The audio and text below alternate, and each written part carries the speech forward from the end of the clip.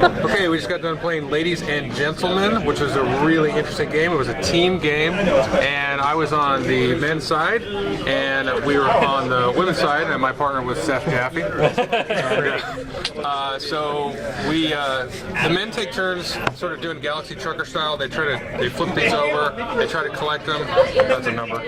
They try to collect these sets of these to fulfill these market cards, and you can fulfill these and get money, and then possibly take a bonus or get a little bonus for the ladies who will be shopping. They can do kind of a card drafting thing where they pick different types. You can see there's like jewelry and dresses, and there's different servants that you can hire and stuff.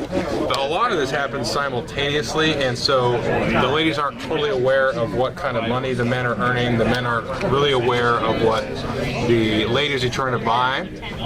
And so then you kind of come together at the end of the day. The lady hands you her shopping wish list, if you will, and then you purchase it, and then you score basically all the points is based on the clothing and the accessories that the lady's able to buy, and the servants give you different bonuses and stuff. So Seth, what did you think of it? It was sort of difficult to grasp at first, and I think we ended up doing pretty good. We had a little trouble in the beginning, I think, with turn order.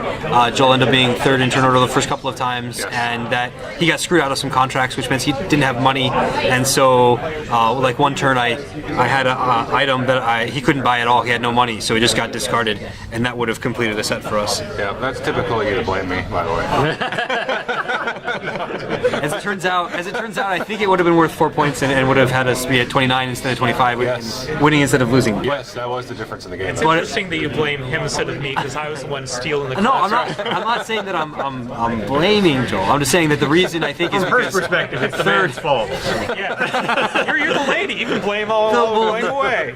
Well, the problem is in turn order, if you do get screwed, then it is going to hurt because you're not going to be able to afford things. Absolutely. Also, we didn't have even $100 to hold. You're allowed to hold a card over. If you can't afford to buy it, you can pay 1 unit of money to hold the card over till later when you might have enough money to buy it. And that was like round 2 or something, and we might not have realized that.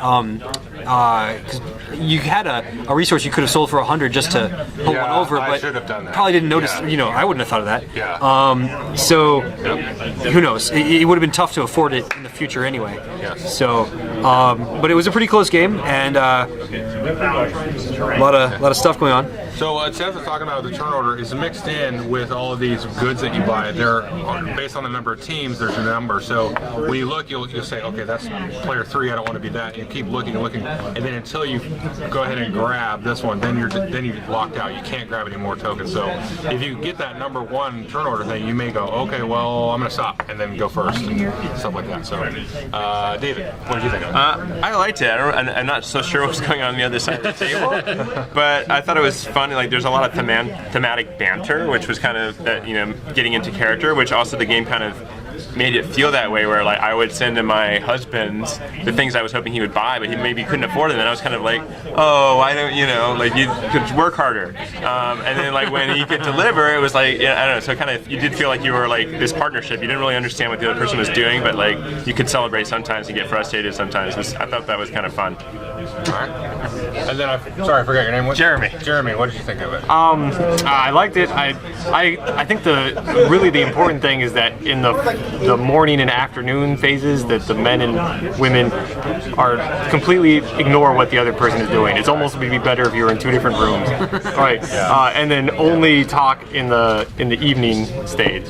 And at that point, it's really unclear what you can say and not say. But yeah, I don't know what you can do really. So I think it's to try to encourage some role playing. But yeah, I thought it was fun, even though we didn't do too well, and I think it was my fault on the last. So he takes the blame. Yeah, I just didn't think about the fact that I need to make the most of the money. You should have more self-esteem. Yeah, we had a lot of leftover money, and so it was fun. It seems like the men's job is a lot simpler than the ladies' job. And it totally does. And I was like trying to say in the theme of it, and I was starting to say completely oblivious of what the ladies were doing to keep that information because at the end of the game it still looks like hieroglyphics to me or whatever's on their cards. Yes. But yeah, no, it was fun. I want to try again, flip the roles, but yeah, it was cool. All right, and Matt. Yeah, it was pretty crazy grabbing stuff, at least on the men's side, because it was just grabbing tokens and then seeing if you wound up and then trying to maneuver whether you want to go first. And because I kept grabbing, getting the contracts done so that Joel could not complete them. Right. So his economy was trashed at that point. But you do get to carry over the resources the next turn, so you might get a larger contract later. So that may pay off. A lot of crazy factors going on. We did pretty well as far as the purchasing. It would help if some of these clothing items had symbols on them. Right, exactly. Because it does matter. Yeah, these are, there's- you have to kind of tell what the thing actually is. This icon just shows us jewelry, but it could be a category. necklace or a ring or something. Yeah, I don't know necessarily what all these wacky things Right, are. because that could be a brooch or it could be a ring or something. Particularly with the maid bonuses, you have to know Right. that's a brooch. Right. Yeah, I think other than that, that's kind of a mistake in my opinion. They should have done more icons on the actual items themselves. Especially because they already have the icon. Yeah, the icons are on the maid, the bonus cards.